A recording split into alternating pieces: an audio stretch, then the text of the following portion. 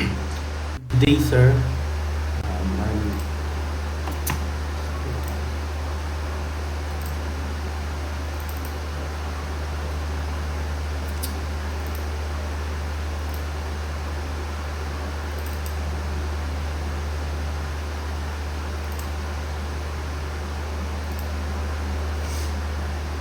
Good day, sir. This is my presentation for my activity. First of all, I'm Jose Marie P. Marquez, this IT3L, and this is my assessment 1 to assessment 4. Why is form handling and validation important in web development, particularly in terms of data integrity and security? Form handling, and validation are essential in web development because they ensure that the data collected from users is accurate, complete, and secure before it is stored or processed by the server. Importance of form handling and validation, data integrity.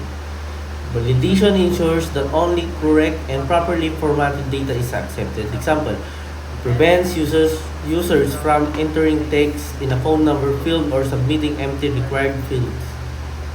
This helps maintain consistency and reliability in the database.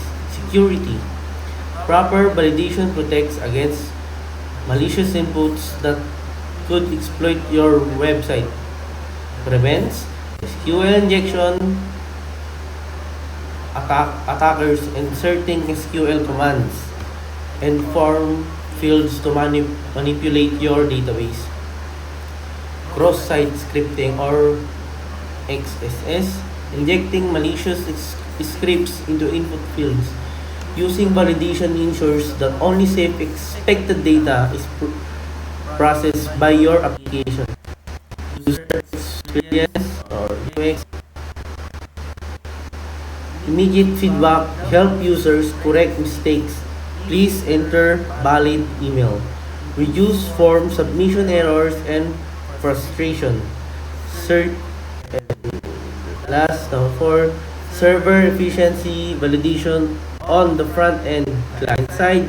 Reduce unnecessary server requests. Validation on the back end server side ensures data is verified even if client side checks are bypassed. What are some key Laravel features that help prevent security vulnerabilities such as SQL injection and cross-site request forgery CSRF when handling from data? Laravel includes several built-in security features to protect web applications from common attacks such as SQL injection and cross-site request forgery CSRF, especially when handling form data. Sir, check ko lang kung naka-record ako.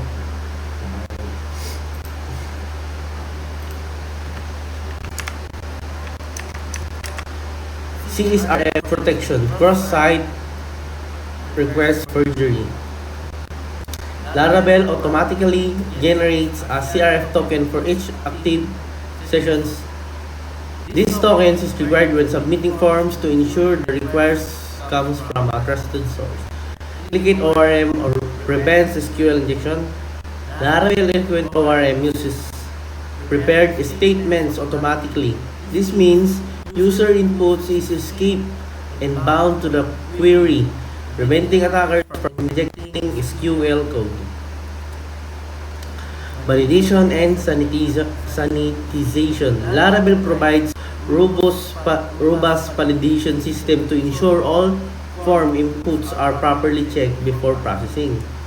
Automatic output escaping in Blade when displaying data in Blade using bracket. Laravel automatically escapes HTML tags. This prevents cross-site scripting attacks. Middleware and authentication guards. Laravel built-in middleware like add and verified restricts access to sensitive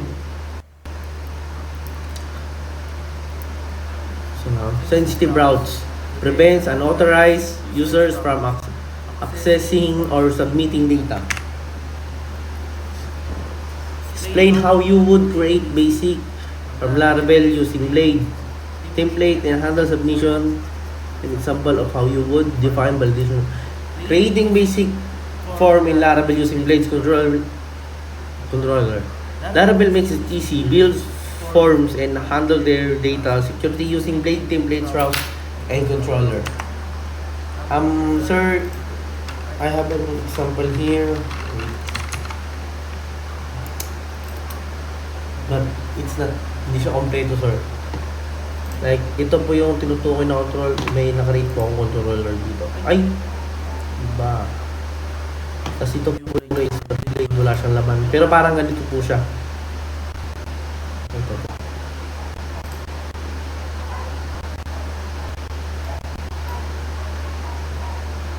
Ayan po.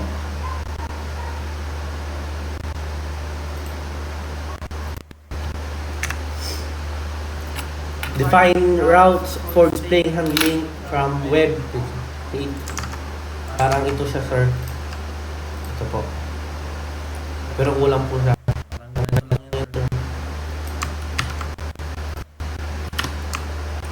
Papalit lang tayo dyan.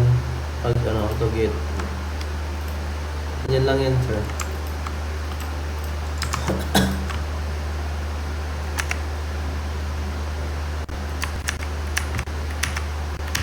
Ayaw. How can customizing validation error message improve the user's experience in the web application? Provide an example how you would customize and display validation error messages and the Blade template. Customizing validation error or message in Laravel. Controller app HTTP controller user controller. Kasulad po yung pinakita ko kanina, sir, yung Jomar controller dito po. Pero wala po naman, sir. Hindi ko na ilagay yung parang ganito. Ito po yung example niya, sir. Blade template. What are the benefits of centralizing validation logic in Laravel application and how does this contribute to the main stability of the web application? In Laravel, you can centralize validation by using form request classes instead of writing validation rules directly inside controllers. Improve code maintainability keeps your controllers clean and readable by moving all validation logic to a dedicated class, easier to update or modify validation rules later without changing multiple controls. Reusability. A single form request class can be reused across different controllers or methods that needs the same validation rules, reduce codes duplication, and ensures consistency across the application.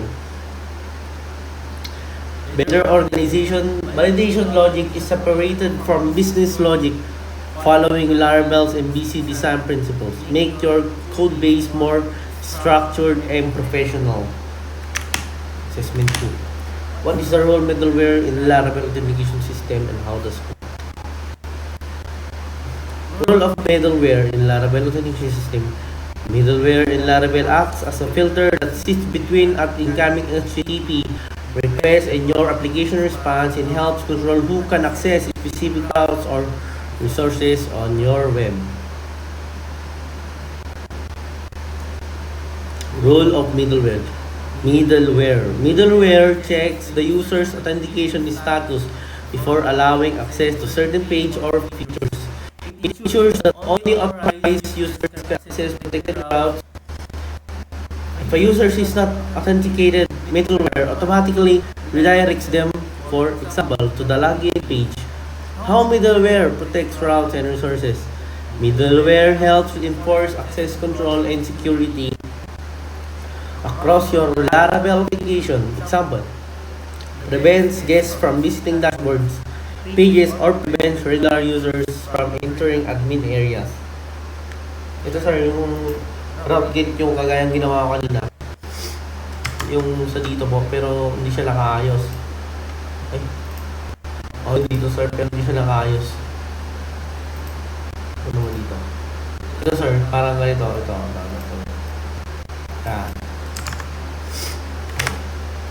How does Laravel build an authentication system handling users' registration and login, including the management of session tokens and the validation of input data? Laravel provides complete built-in authentication system that simplifies how users registers, log in, and stay authenticated using sessions and secured validation. User registration, Laravel automatically handles registration through the on-off scaffolding. PHP Artisan make on or for TZY. When users registers, input validation checks if the form data like email and password. It's define rules. Password hashing is done using bcrypt before saving to the database. A new user record and create in the users table. Katulad po yun sa Samsur. Doon po siya lalabas if ever na mag-login ka, sir. Meron tayo din itong validation. Ito, sir. And user creation. Such as name, email, and password. Explain the importance of security measures like SQL injection prevention. Importance of security measures in login and registration forms. Login and registration forms are critical entry points in the web application. If not protected, they can expose sensitive user data like emails and password. That's why SQL injection and cross-site scripting protection are essential. What are SQL injection? A hacker tries to insert malicious SQL commands into input fields like email or password database. Why it's important? Prevents unauthorized access, protect database integrity, keep users' credentials safe. How Laravel prevents for ORM and query builders? Ay, sir, baliktad to. Baliktad, sir. Hindi ko naayos. How would you create and apply custom middleware in Laravel to restrict access specific routes based on users' rules, such as admin-only route? Creating apply custom middleware in Laravel rules access. What middleware does? Middleware in Laravel acts as a filter for HTTP requests. It runs before the after request reaches route controller. Katulad yung ginagawa natin, sir, kapag nagko-command tayo ng PHP Artisan, sir. Lalabas yung sa Laravel. Then, kapag nilagyan natin siya ng slash, then kung ano man nilagay natin, students, index, or pangalan, gano'n, lalabas siya sa gano'n.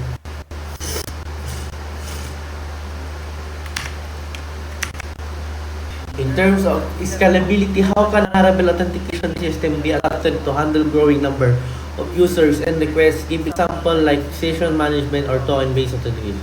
Scalability in Laravel's authentication system as a web application grows and attracts more users. Its authentication system must be able to handle increased traffic, more user sessions, and multiple devices without slowing down or compromising security.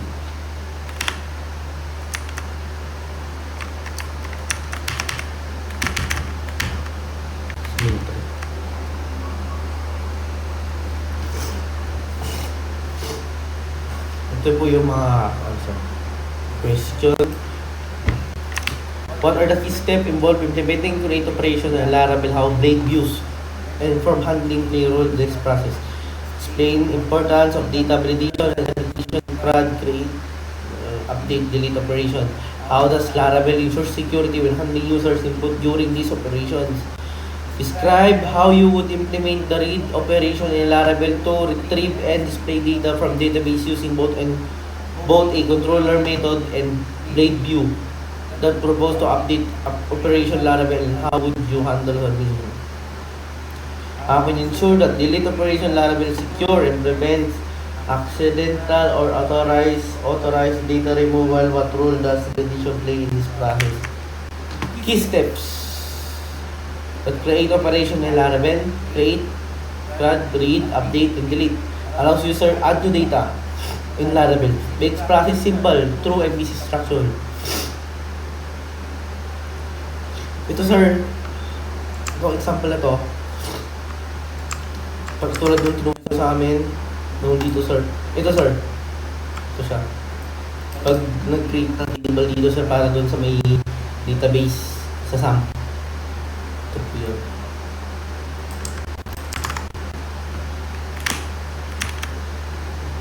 Find routes. Ito po yung kanina sir, yung pinakita ko kanina. Create, read, update, delete operations are the core of web application, allowing users to add, modify, view, remove data. To keep these operations secure, validation, sanitation, or are essentials. Importance of data validation. Validation ensures that the data users enter correct, complete, and the expected format before being saved to the database. Ito sir, ibig sabihin nito, itong sa age. Nag-ano lang siya, nababalidate lang siya kapag minimum may 18 po yung age. Lower 18, above, lower 18, pababa sa 18 sir, hindi natanggapin. But pataas sa 18 natanggapin niya. Implementing RAID operation in Laravel. The RAID operation that allows user retrieve and display records stored in the database.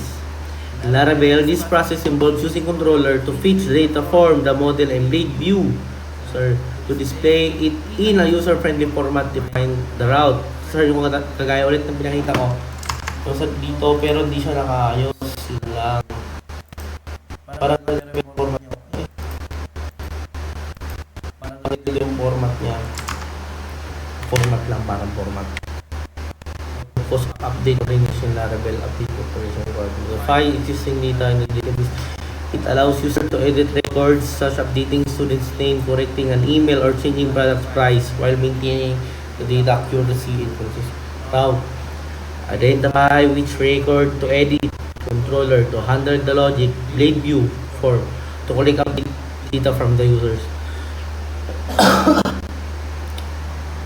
Purpose of the update operation allows editing existing records instead of deleting, recreating them. Kumbaga, yung edit sir, i-edit mo na lang yung records kaysa i-delete natin siya or mag-create tayo ng bago. Nakatulad din lang, pero kung di lang papalitan na rin, di ba? Maintaining data integrity by ensuring all data replaced correctly. Maintaining data daw sir, yung data, in-ensure natin na yung lumang data sir, marireplace siya ng tama or correctly. Improving usability by letting users correct or modify data anytime. Ensure that delete operation in Laravel is secure and controlled. It is very important to protect data integrity and prevent unauthorized or accidental deletion. Laravel provides several built features to help with this.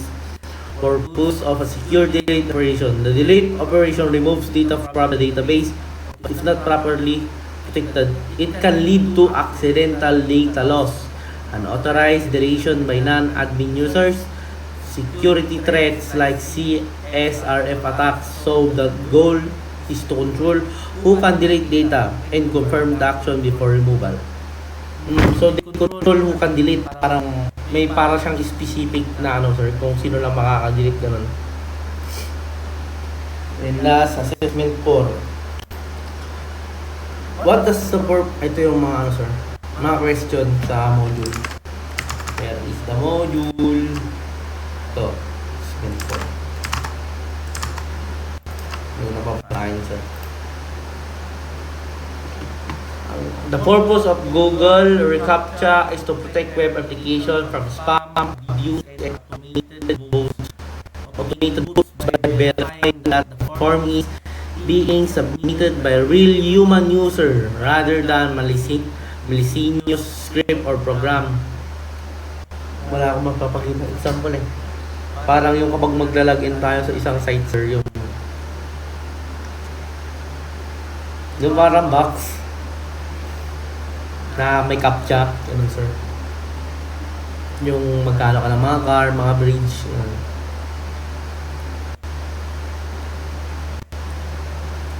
Anong purpose niya? Security service that adds extra layer of protection to web. Next. Forms like sir, login, registration, or contact forms. Its main goal is to differentiate humans from bots. Prevents automated attacks, fake registration, spam submission. Reduce malicious traffic without making the experience difficult for legitimate users. How it enchants security. Prevent automated submission bots. Bots can submit form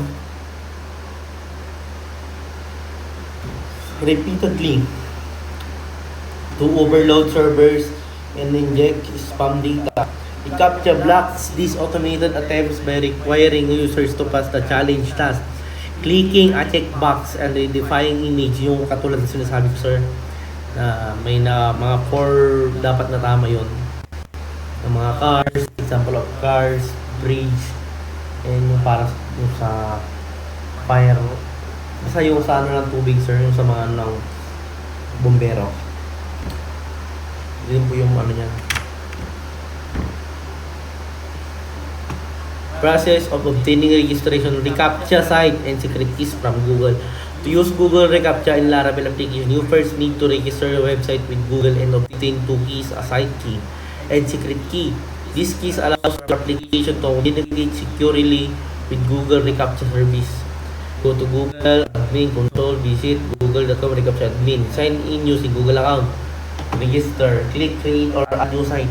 Fill the following details like this sir.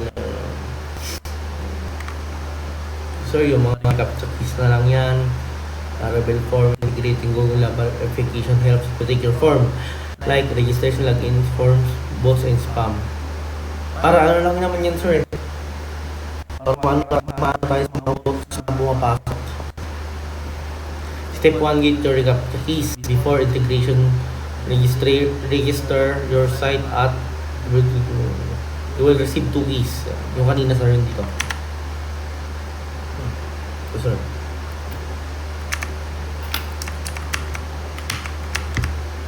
How to validate reCAPTCHA response in Laravel. Validating Google reCAPTCHA response ensures that the users interacting with your form is human and not automated bot. Laravel makes this process easy, especially when using CAPTCHA package like Asolo CAPTCHA. How reCAPTCHA validation works when users reCAPTCHA box Google generates. May example ko doon dito sir. Hindi na siya may zoom, ito po siya.